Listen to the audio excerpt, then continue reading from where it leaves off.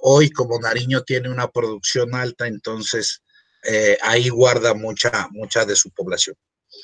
En el corredor fronterizo, específicamente de Nariño, quisiera que pase a la otra. Esto era para ubicar nomás. Victoria, si pasas a la siguiente.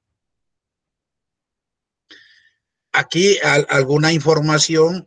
Son 6 los municipios que forman parte, no de la zona de integración fronteriza, la zona de integración fronteriza es más, son 24 municipios, pero el corredor fronterizo son 6 municipios, 3 que pertenecen, digamos, a la subregión sur de Nariño, que son Ipiales, Coaspud, Carlosama y Cumbal. Esos 3 forman parte un poco de la región amazónica. La Amazonía empieza en Nariño y también, por supuesto, de la región andina. Y hay 3 municipios que son Ricaurte, Barbacoas y, por supuesto, Tumaco, el Moradito, que forman parte de la subregión costa, de la subregión del Pacífico nariñense y por supuesto del Pacífico chocoano en su conjunto. Digamos, estas son pues una región y Nariño en concreto, aquí la prevalencia del sector terciario de servicios es muy fuerte, ¿no es cierto? La prevalencia, digamos, significativa de servicios es donde se sitúa en buena medida. El sector secundario apenas alcanza a ser un 17.6% del PIB de la región, y el sector primario, el sector agropecuario, que nosotros nos reclamamos ser productores agrícolas y pecuarios, lo que antes de apertura económica, el PIB del sector primario representaba el 38% de la economía nariñense. Hoy, después de apertura y golpes duros y dependencia alimentaria, hoy el PIB del sector primario apenas alcanza a ser del 15.8%, ¿cierto? Y Nariño le aporta, esto para decir también pues un poco de las exclusiones históricas, apenas le aporta el 1.6% al PIB nacional. A eso también obedecerá pues cosas como que somos una región excluida. Bueno, y ahí hay una serie de indicadores. En estos municipios hay 453,000 habitantes, es el 28%, digamos, el porcentaje significativo de la población de Nariño se ubica en la parte urbana, en Pasto, Tumaco e Ipiales, y en ese orden, ¿cierto? Y bueno, y hay otros indicadores. Para entrar en concreto en las preguntas, yo lo que creo es, de hecho, Nariño fue receptor y es receptor de población migrante venezolana. Nariño es en sus fronteras también corredor de toda la legalidad y la ilegalidad, ¿cierto?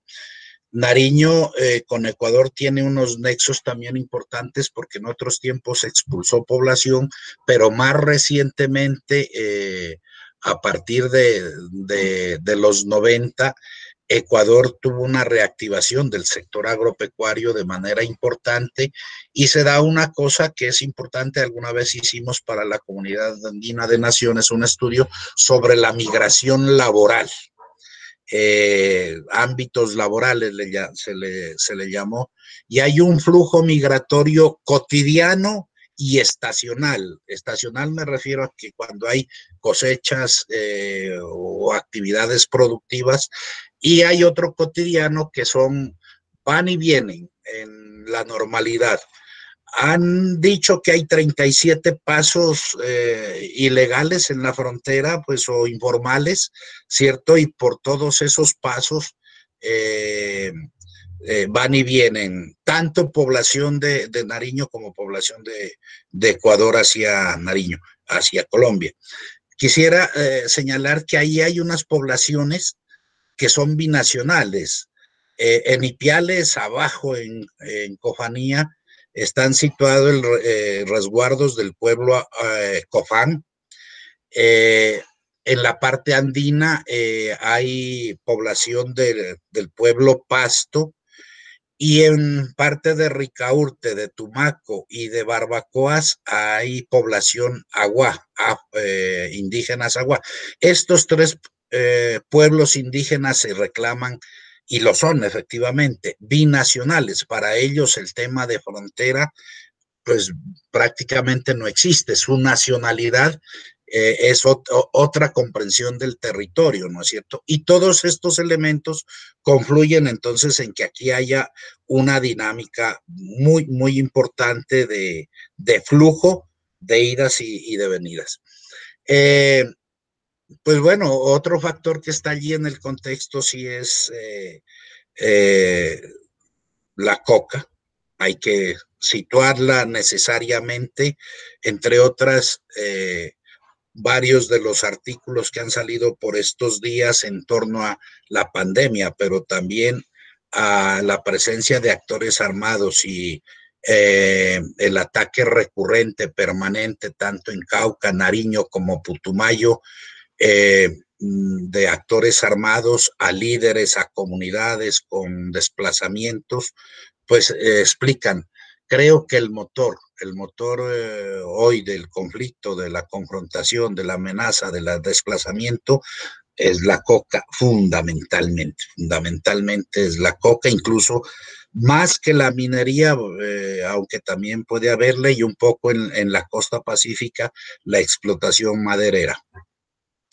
Frente a las preguntas ya muy, muy en particular, la situación más crítica es, bueno, están cerradas fronteras y muchos colombianos situados viviendo en Ecuador quieren retornar a Colombia, y hay un grupo significativo de nariñenses y por supuesto de venezolanos. Son recurrentes hoy en día las manifestaciones, especialmente en la frontera en Rumichaca, que eso queda en el municipio de Ipiales. Ahí la otra población cercana de Ecuador se llama Tulcán.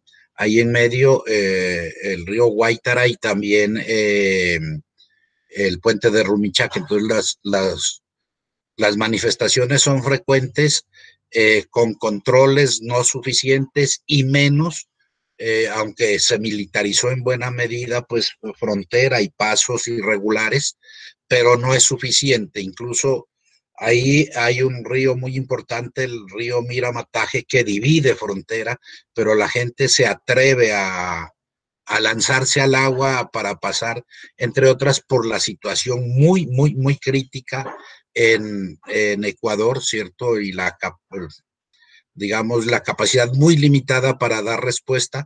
Entonces, se encontraría en la idea de que en Colombia pueden tener mejor protección, atención en salud, y entonces el regreso.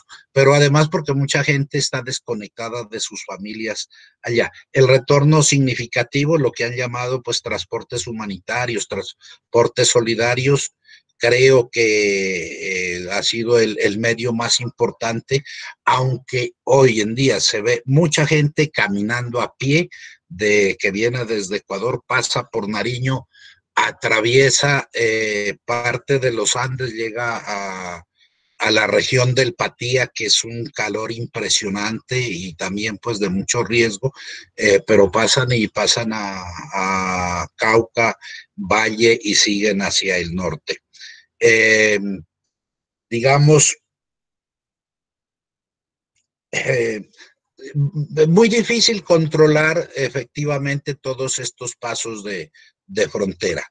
Eso que Fernando ha dicho, la porosidad de las fronteras, digamos, el intercambio de Colombia y en particular de Nariño con Ecuador es cotidiano, ¿cierto? En épocas en que el dólar les favorece, la gente de Colombia va y compra allá, o viceversa, viene y compra acá, pero eso es cotidiano. Digamos que en Nariño y en esta zona de integración y eso, el consumo de productos de canasta familiar ecuatoriano es permanente, el consumo de combustibles, por ejemplo, el gas, la gasolina, es permanente, es, digamos, normal consumir productos ecuatorianos, pero también pues por allí pasa desde la droga y todas las economías ilícitas. Incluso en Ipiales y en Tumaco hay mafias que controlan y regulan hoy mismo hasta los abastecimientos de canasta familiar y por supuesto de otro tipo de insumos, ¿no es cierto? Eh, yo no sé, no conoce en detalle qué pasa, pero eh, han anunciado que de frontera, directo desde Ipiales hacia Cúcuta, han movilizado muchos buses de transporte, pues llevando la gente. Sé que por allí hubo un accidente incluso, pero también es mucha la gente que va a pie, va caminando, pues de retorno. Yo no sé si por ahorita eso, Fernando. Perfecto, Alvarito. Muchas gracias. Como usted decía, allí esa línea divisoria imaginaria, salvo asuntos geográficos como un río, una montaña, un puente, etcétera, pero en verdad esas fronteras, esas líneas no existen en la vida cotidiana. Quiero darle la palabra a Juan Carlos para que también nos cuente desde allí qué es lo crítico, cómo se está viviendo esta situación en la frontera, sobre todo en esa invisibilidad de esa línea que en lo cotidiano no, la gente va y viene y son otras las representaciones. Juan Carlos, ¿cómo se ve eso allá? Una de las realidades de nuestra región es, nosotros somos los grandes receptores del fenómeno migratorio. Al fin y al cabo, Álvaro, allá al sur del país llegan algunos de los que pasan por norte de Santander. Y ciertamente que Pamplona se convierte no solamente en un punto de tránsito de los migrantes, sino se convierte en un punto de decisión de qué van a hacer. Si van a continuar, gracias, te pido dejes el mapa, si van a continuar, si se van a quedar o si se van a regresar. Pamplona en este momento, frente al tema migratorio, en una población tan pequeña, eh, ciertamente que no tienen ni la capacidad institucional ni organizacional para poder mitigar esta situación. Pamplona no hace parte de los municipios fronterizos. Luego, la atención al tema migratorio no ha sido el ideal. No tenemos, por ejemplo, en la ciudad un punto de atención de Migración Colombia. El más cercano es el de Cúcuta y el otro es el que está en Piedecuesta. Entonces, esto hace que ciertamente eh, alrededor de 500 o 600.000 migrantes han pasado por Pamplona desde el 2016 hasta hoy, en un proceso diario de 200 a 300 caminantes. Y en la actualidad Pamplona, aquí en la ciudad, hay convocación de residencia más de 7.000 venezolanos, en una población de 54.000 habitantes. Es decir, está casi el 12 o 13% de lo que significa la población hoy se ha aumentado.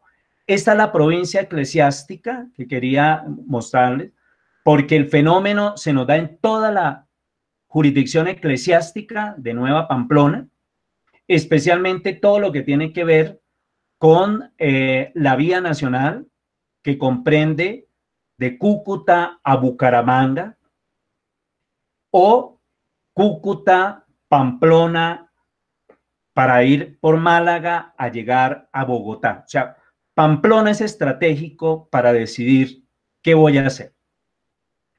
Ahí está por qué los altos índices de convocación de residencia,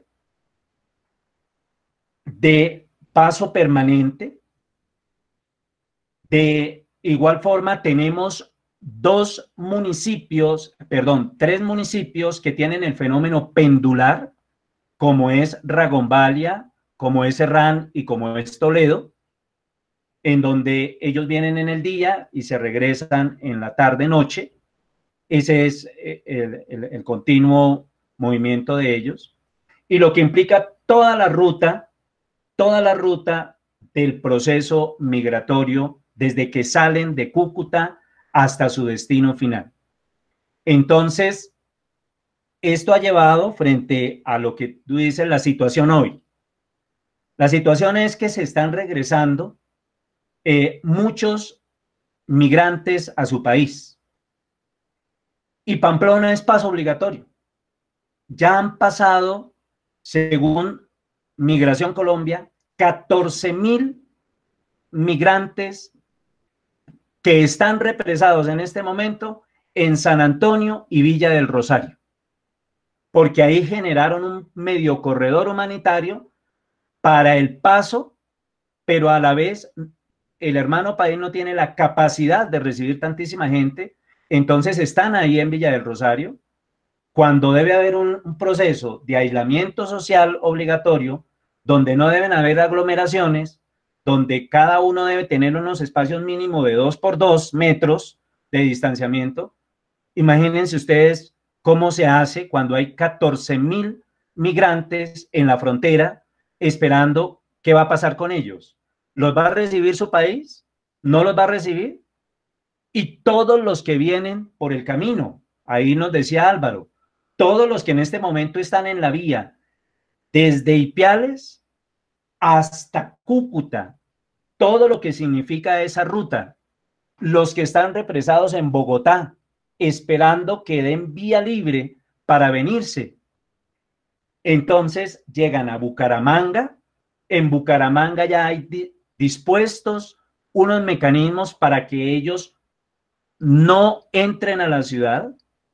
Entonces hay lo que se llama el cierre de fronteras entre los municipios para evitar la entrada y la salida de. Hay autoridades que han dispuesto vehículos para que se puedan transportar. Ustedes vienen el rosario de vehículos que vienen, tanto por la vía de Bucaramanga como por la vía de Málaga. Es que no estamos hablando de 2 buses, no estamos hablando de 3 diarios, estamos hablando de 20, sin contar los que vienen a pie, que son el mayor riesgo en esta situación de la pandemia, porque ellos no vienen con ninguna protección o ningún tema de bioseguridad. ¿Quién les va a dar un tapabocas? ¿Quién le va a dar unos guantes? ¿Cómo van a hacer ellos para bañarse las manos, bañarse el cuerpo? No tienen dónde bañarse, no tienen recursos para tener el tema de bioseguridad.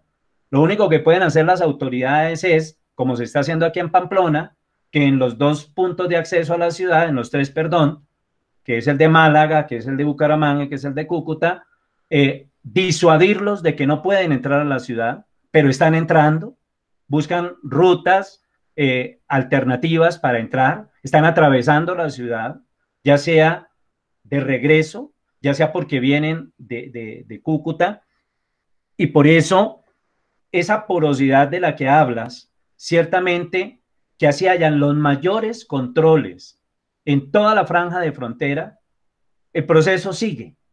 Seguimos teniendo caminantes, unos que se regresan y otros que se van. ¿A dónde? A ningún lado. Pero ellos dicen, preferimos coger ruta, porque aunque sea comida encontramos, a estar allá, hacinados, en alto riesgo de contagio. No hay controles sanitarios en Venezuela.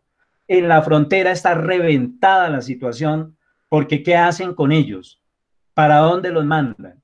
No hay esas capacidades que se deben tener. Y claro, lo que les decía, en ese trayecto por el camino se van sumando de otros lugares. Y eso hace que en este momento Norte de Santander, tras de que tiene su propia situación con el tema de la pandemia, nos están llegando adicionales estos hermanos que frente a la atención humanitaria también exigen, también piden, también expresan, tenemos hambre, no tenemos dónde dormir, hablan de hacinamientos, hablan de que estar en la casa, pero ¿dónde vamos a estar nosotros? No tenemos dónde quedarnos.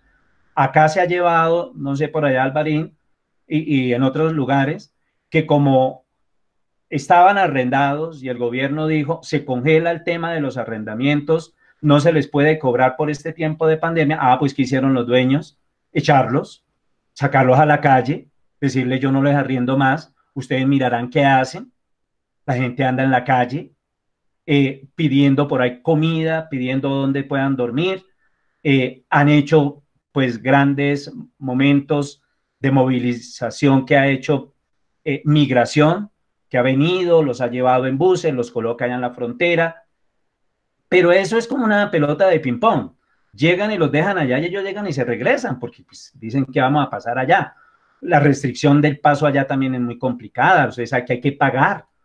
No es tan así de gratuito y no es tan así como de bienvenidos acá. Hay que pagar y hay que pagarle a la Guardia venezolana como hay que pagarle a los grupos ilegales que están controlando el paso fronterizo. Entonces la gente que hace no tiene plata, les cobran 2.000, 3.000 pesos por pasar por los pasos ilegales. No tenemos la capacidad institucional para controlar todo. Se controlan los grandes puentes, se hacen los grandes controles sanitarios, pero pues los pasos irregulares no los pueden controlar. Entonces, en este momento se han cerrado albergues ya sabemos, por estos temas. No es que hay organizaciones que expresan que se está violando los derechos humanos, los derechos internacionales de migración, pero en un tema de pandemia, ¿cómo se van a tener albergues? Eso es ilógico. Los albergues son pequeños cuartos donde duermen 30, 40 personas, las unas encima de las otras. Tocaría abrir un albergue para que se duerma una sola persona y los otros 50 o 60 que están afuera, ¿dónde se van a quedar? Pues no hay en este momento albergues. Eso complica más la situación. En este momento, muchos niños que estaban estudiando, venezolanos, ¿cómo pueden estar en un sistema educativo si es todo virtual? Los niños, ¿cómo van a acceder al tema virtual? Eso es imposible porque no tienen los medios. Que les mandan talleres, ¿a dónde se los mandan? No tienen celular. Los connacionales, bendito sea Dios, si bregamos con los connacionales. Y el tema del empleo, los pocos o muchos que tenían trabajo, ya no lo tienen, con eso era que pagaban arriendo, con eso era que comían. Es decir, si la situación está difícil para los colombianos, imagínense un migrante, mucho más se da esa situación, así como a grosso modo. Vale, Juan Carlos, muchísimas gracias. Sí, pues realmente preocupante y angustiosa la situación. Mauricio, usted tiene esa perspectiva de esas dos fronteras, desde el SJR, del trabajo suyo en la dirección del SJR, y también, pues, hay equipos del SJR del otro lado de la frontera, trabajando de lado y lado. ¿Cómo ven ustedes esta situación, Mauricio, en esa perspectiva? Yo señalo 2 o 3 cosas con relación al tema para no volver a repetir parte de lo que ya Álvaro y Juan Carlos han dicho. Lo primero es por qué la gente está regresando, por qué los migrantes están retornando. Y básicamente porque están en una situación de vulnerabilidad absolutamente aguda. Es decir, no tienen, ellos estaban viviendo del día a día, del trabajo que hacían, de lo que recogían, de la labor que podían realizar en un sitio o en otro. En este momento, dado el confinamiento y dadas las exigencias de aislamiento social, pues no tienen ingreso.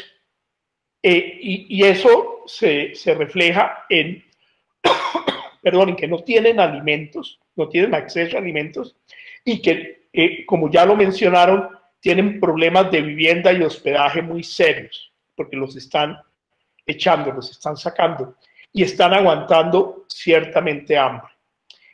Esa situación es la que está llevando a muchos de ellos a querer regresar a Venezuela, porque el motivo por el que estaban aquí, que era poderse ganar mínimamente algo y poder mandar algo a sus familias en Venezuela, en este momento no se está pudiendo realizar.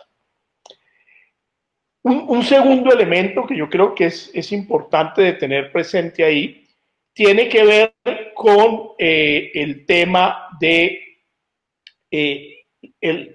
el rechazo y la xenofobia que se ha ido generando en torno a los migrantes. O sea, dada la situación el miedo al contagio que se ha extendido en la población, los migrantes se han convertido en chivo expiatorio, se han convertido como en el fantasma del virus que pueda llegar. Y muchos departamentos y municipios estén promoviendo intencionalmente sacar los migrantes venezolanos de sus territorios. Y es lo que hemos visto de buses contratados que llevan a los migrantes, pero también de otras iniciativas, incluso de los migrantes que están retornando a pie. En una situación de vulnerabilidad supremamente grande. Y, por ejemplo, hay municipios, yo sé de un caso en San Gil, en Santander, que el alcalde recogió a todos los migrantes que habían en el municipio y los echaron del municipio. O sea, adiós, fuera. Aquí no queremos un solo migrante. Entonces, creo que ese es un elemento que hay que tener en cuenta. Sin embargo, creo que el tema del retorno hay que ponerlo en términos de magnitud. O sea, como Juan Carlos decía, sí, por lo menos han llegado 14,000 a la frontera. Pero ¿cuántos hay en Colombia? Según Migración Colombia, hay más de 1.800.000 venezolanos en Colombia. Por tanto, 14,000 no es nada en comparación al número de los migrantes que están aquí en el territorio. Y eso plantea un problema sumamente serio, que ya también lo planteaban, de retos de atención. Están reclamando ayuda humanitaria, están reclamando apoyo para hospedaje. Nosotros en el Servicio Jesuita de Refugiados hemos tenido que enfrentar esa realidad y estamos teniendo que hacerle frente a esa situación, porque la gente nos está pidiendo, nos está demandando, y obviamente ha sido un reto de cómo poder actuar a ese nivel. Entonces, yo creo que es parte de lo que se está viviendo, y obviamente el tema del contagio se va incrementando. En Ipiales está creciendo. Álvaro seguramente nos puede contar más, pero fíjense ustedes que hasta soldados del batallón en Ipiales están contaminados de COVID. Es decir, los que están cuidando las trochas. Eso quiere decir que gente que está viniendo viene contaminada. Entonces, ahí hay un tema de seguridad. Pero igualmente en Cúcuta y el norte de Santander, el número puede que no tan fuerte como en otros territorios, pero el número de contagiados está incrementando y creciendo. Y la situación en Venezuela es una bomba de tiempo con relación al COVID.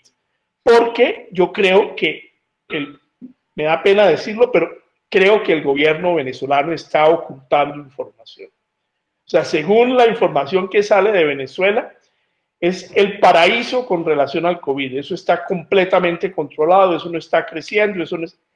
Y yo creo que ahí hay gato encerrado. O sea, hay información que no está clara, y cuando reviente el problema, la situación va a ser peor que en Guayaquil o peor que en los sitios donde ha estado más difícil, porque el sistema de salud en Venezuela está absolutamente colapsado.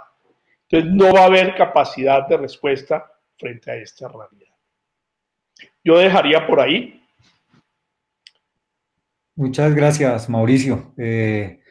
También, pues, que nos da esta perspectiva bien preocupante. El tema de las cifras es un tema pues relevante en esta situación. Creo que el buen manejo de la información, el buen manejo de las cifras resulta vital. Pero también es vital las cifras. Estaba viendo aquí una pregunta de Mónica Cabarcas y otro de los participantes ya había preguntado también por el tema de los contagios iniciales, pero me quería referir a este tema de las cifras en particular.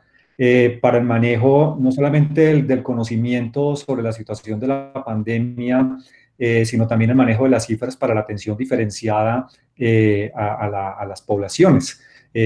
Si contamos con esa información, y quiero enlazar esa pregunta con la segunda ronda, que quisiera fuera muy, muy breve, muy corta, y es, pues, ¿cómo están respondiendo el gobierno nacional, los gobiernos departamentales a la situación? ¿Qué implicaciones se ven de esto hacia futuro? ¿Qué márgenes tenemos, pues, para atender la situación? ¿Qué están haciendo sus organizaciones en ese sentido para atender población también según esas necesidades diferenciales de mujeres, niños, familias, etcétera? ¿Qué hay ahí en ese sentido? Y Mauricio, quisiera, ya que está usted ahí en la cámara, empezar con usted, pues, para que complemente su respuesta y hagamos esta segunda partecita. A ver, no, muy rápidamente, o sea, yo creo que las demandas se han incrementado exponencialmente.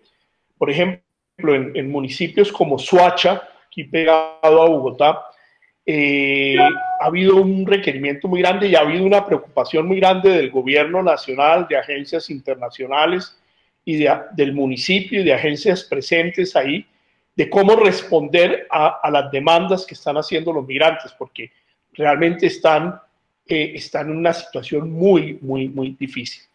Eso nos ha llevado a nosotros, tanto en la zona de Nariño, en Buenaventura, en Soacha, en Barranca Bermeja y en Cúcuta, que es los sitios donde estamos presentes, a implementar con medidas de seguridad para el equipo del SJR formas de entrega de ayuda humanitaria, de entrega de mercados, de entrega de apoyos para arriendo y para vivienda, de entrega de kits de higiene, de entrega de apoyo de salud, a veces de medicinas.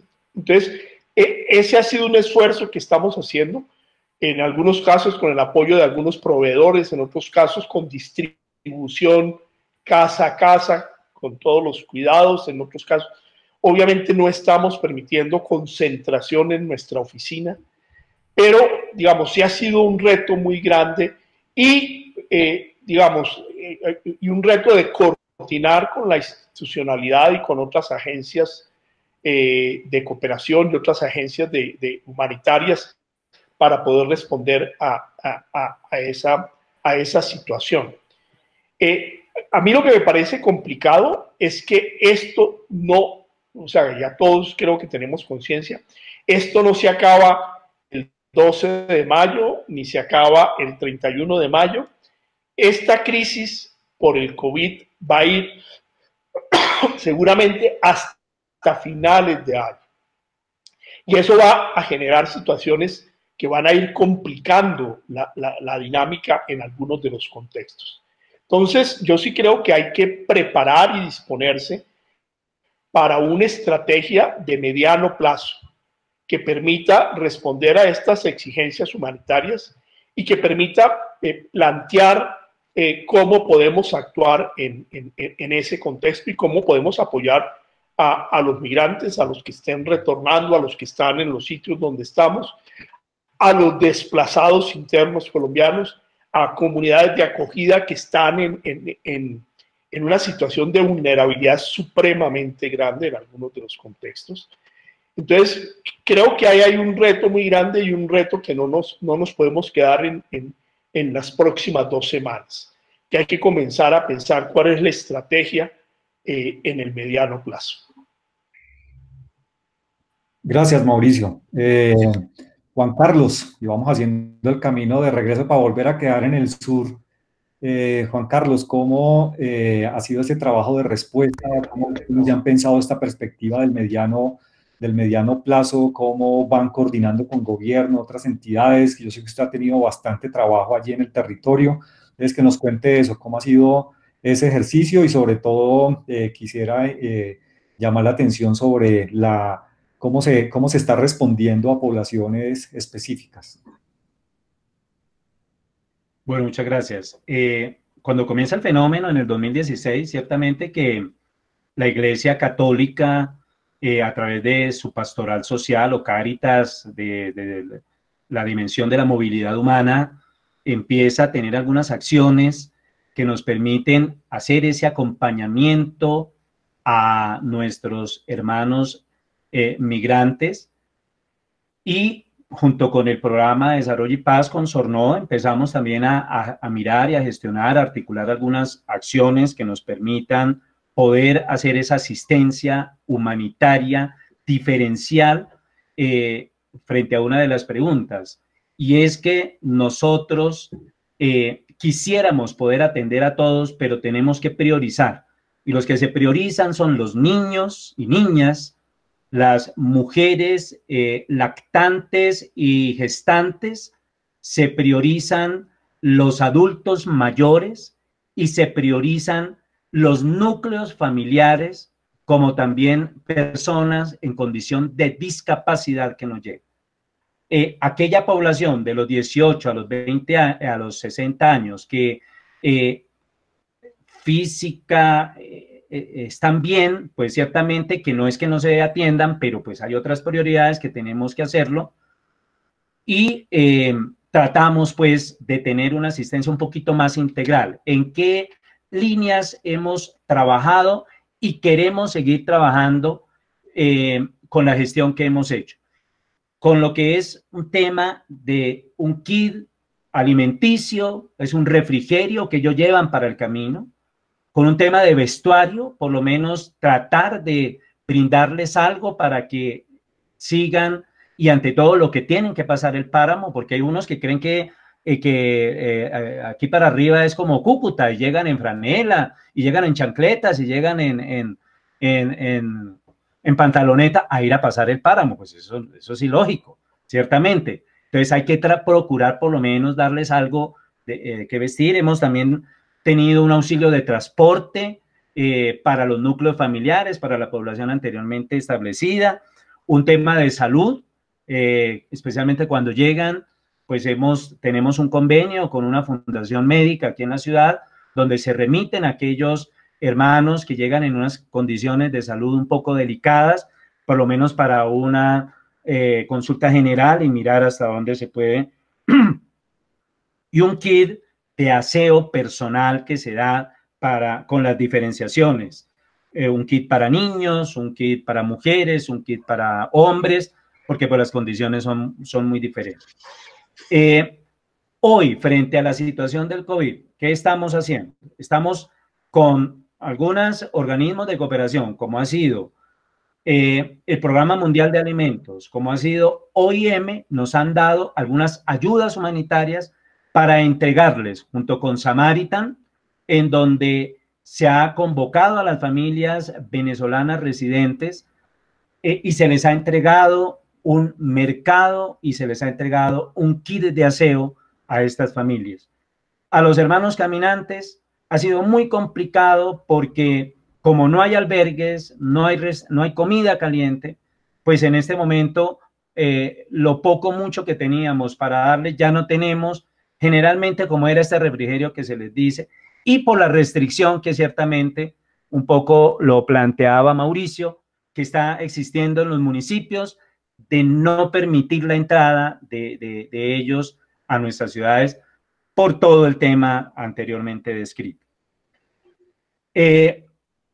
¿Qué estamos procurando? Vamos a continuar el proceso. Ya hemos hablado con Cáritas Francia, que ha sido uno de los grandes aliados en este proceso, con OIM, con el PMA, que está teniendo un programa en el territorio de lo que se llama el bono redimible para familias. En este momento estamos atendiendo más de 12.000 familias en 7 municipios del departamento, familias residentes, perdón, con vocación de residencia, que son hermanos migrantes, en donde se les está atendiendo, por lo menos tengan una seguridad alimentaria y más en estos tiempos, como también con GIZ, que nos ha estado apoyando también con algunos kits de alimentos y un proyecto de Cifrontera con USAID y con GIZ, que busca, aparte de la atención humanitaria, tener unos procesos que los hemos llevado desde que se nos ha permitido,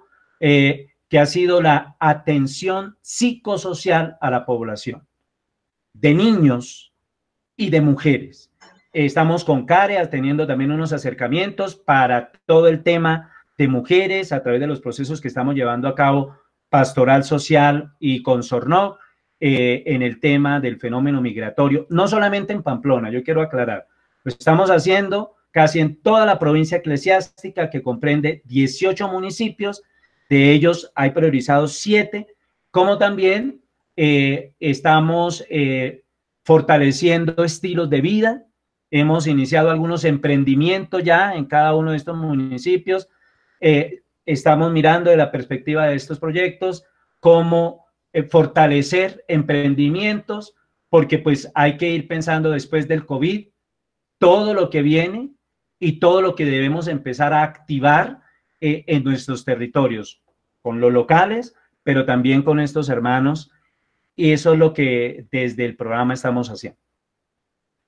Vale, Juan Carlos, muchísimas gracias. Importante. Bueno, tú decías de la institucionalidad antes de, y es que ciertamente un porcentaje de las ayudas humanitarias que está ofreciendo el gobierno, lo digo por conocimiento de causa, un porcentaje de eso lo está destinando para familias migrantes. Por ejemplo, aquí en Pamplona, de los 8.000 mercados que se van a entregar, 1.500 es para familias migrantes. Gracias, Juan Carlos. Estos temas de atención, ayuda humanitaria, pues son del orden del día, son el primero de la agenda, digamos, obviamente en esta situación, pero esta perspectiva también del mediano plazo para la recuperación económica, para resolver un problema que sabemos todos que viene de atrás, que no se generó con este asunto de la pandemia en el transcurso de este año, sino que es una situación que viene crítica desde hace mucho tiempo atrás y que requiere obviamente atenciones mucho más amplias e integrales. Quisiera cerrar ya con Alvarito, no tanto para que nos cuente este aspecto de atención humanitaria, Álvaro, porque sabemos que es crítica y cómo se está dando, sino que ya usted como director de una agencia de desarrollo local y que nos contaba al comienzo esa dinámica de intercambio económico, igual que en la frontera con Venezuela, pues es muy importante. Mauricio nos estaba refiriendo cómo la gente vive el día a día y viendo eso ya en perspectiva un poco más del mediano plazo, ¿qué perspectiva hay? ¿Cómo se puede analizar? Incluso qué retos se nos plantean a nosotros también como Red ProDePaz en este sentido. Bueno, yo no sé si allá me sitúan por la pregunta de Ipiales. ¿Sí me escuchan? Sí. La última diapositiva, Victoria. Bueno, estos son datos al día 3 de mayo, pero aquí está cómo ha ido expandiéndose del 31 de mayo, sí, 31 de mayo con 4 casos confirmados, digamos, de marzo tal vez es ese, ¿no? Del 31 de marzo, pasando por abril, al 11 de abril, es decir, 2 semanas, pues prácticamente ya habían 38, en la semana del 18 de abril, 47, el 25 de abril 93 y al 3 de mayo 199.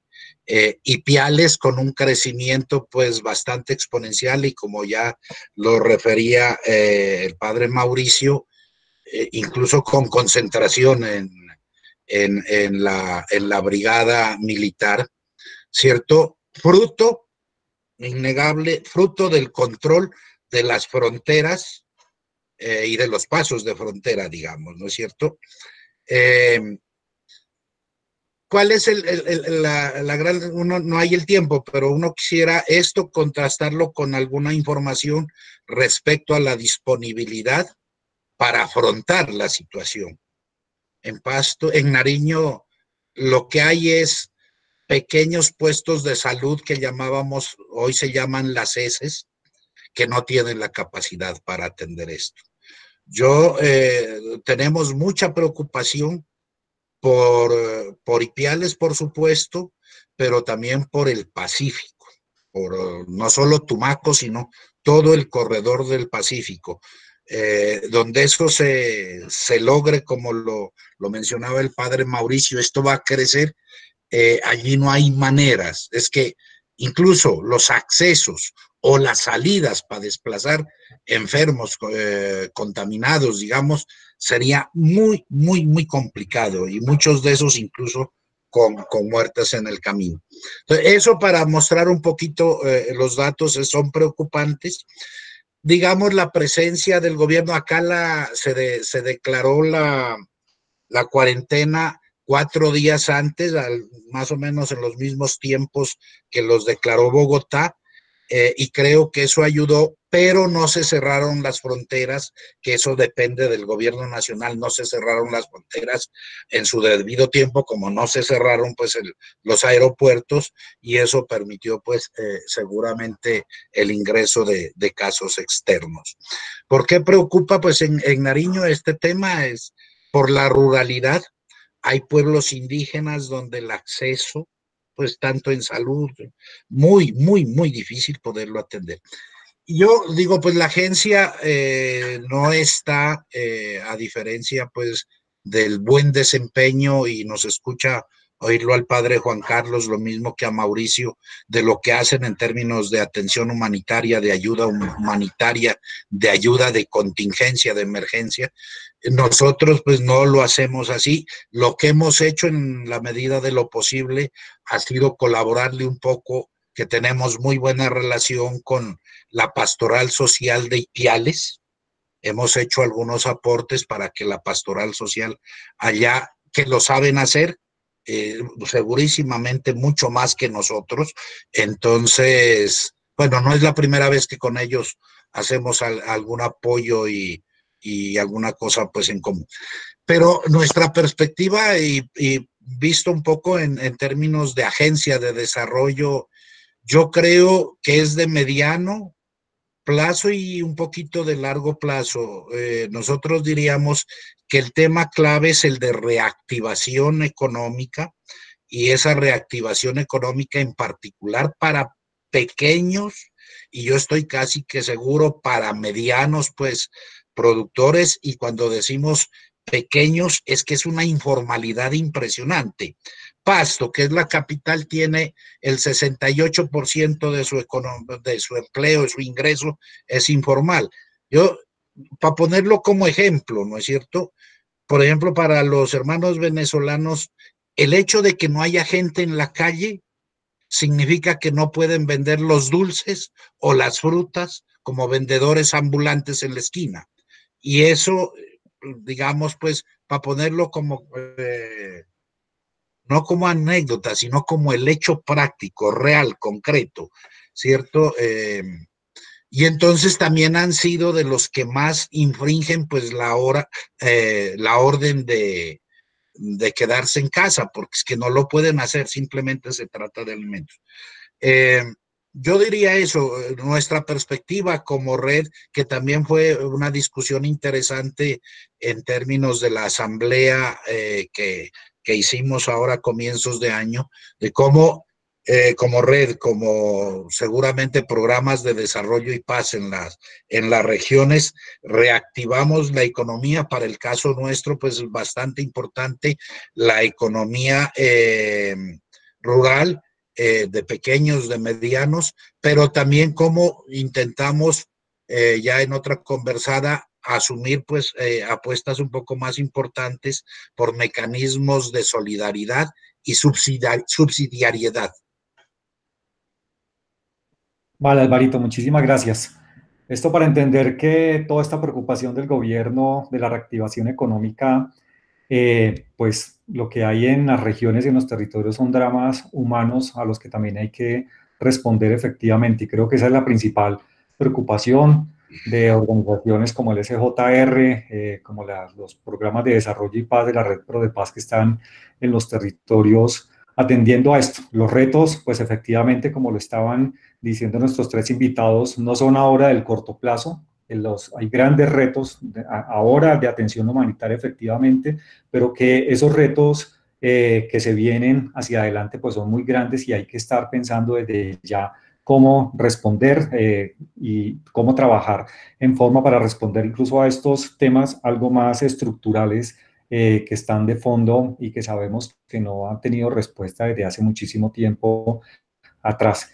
Yo quiero agradecerle a Mauricio, a Juan Carlos, a Álvaro por esta participación, por esta primer conversatorio que tuvimos hoy. Creo que es un tema que no se visibiliza tanto en los medios. Invitar a los que han participado, tanto aquí por el Meet como por los que están conectados por el Facebook y por la plataforma nuestra del Armadillo, que hay que buscar esta información, hablar con la gente, para conocer un poco más estas perspectivas que están desde la región. Quiero rematar este primer conversatorio ya por el tiempo que nos extendimos un poco sobre lo que estaba previsto, para invitarlos a dentro de 8 días, también a las 8 de la mañana, el próximo martes 15, también tendremos unos invitados de los PDPs y vamos a hablar sobre el tema de la empleabilidad, las crisis de empleos que se están presentando en las regiones. Ahí hay dos perspectivas bien interesantes. Una es de Barranca Bermeja, que nos van a contar qué está pasando, porque allí se les juntó la pandemia, pero se les juntó también la crisis del petróleo. Y en un caso como el de Cartagena, donde mucha gente vive de manera formal e informal de la economía del turismo. Entonces, hay una crisis, digamos, de empleo que no se ve, no se evidencia, pero que desde ayer los territorios está viviendo muy, muy, muy tangiblemente. Entonces, invitarlos a esa conversación dentro de 8 días, a las 8 de la mañana. Agradecerles a todos su participación. Esperamos pues que estas noticias que hemos tenido desde las regiones nos ayuden a ampliar la perspectiva, nos ayuden a conocer un poco más de nuestro país, del territorio, de estas situaciones humanas, como decía Aima al comienzo en su canción, no nos peleemos por las banderas, no nos peleemos por las fronteras más bien que nos unan, ya que son estas hermandades de los pueblos que van y vienen y sobre los que estamos conectados. Entonces, agradecerles con eso y esperar la participación de todos dentro de 8 días. Muchísimas gracias y una feliz... Gracias. Muchas gracias.